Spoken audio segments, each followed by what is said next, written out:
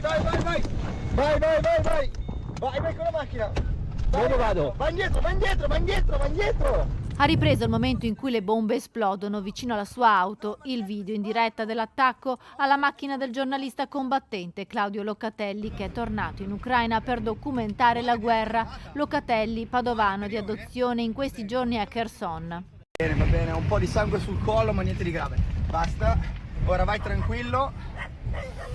Niente, ci hanno appena colpiti.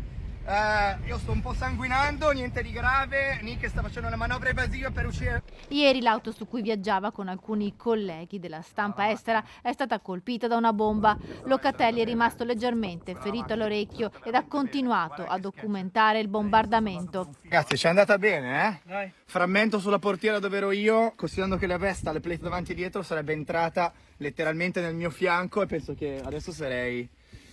morto forse no, però sarei in una condizione non esattamente agevole. Per fortuna solo l'esplosione dal mio lato ha fatto solo frammentare il vetro. La macchina con le insegne presse era ben segnalata, quindi secondo Locatelli si è trattato di un raid intenzionale. Dopo aver riparato il mezzo e medicato le ferite, il giornalista insieme ai colleghi è riuscito a mettersi in salvo ed uscire dal luogo del bombardamento.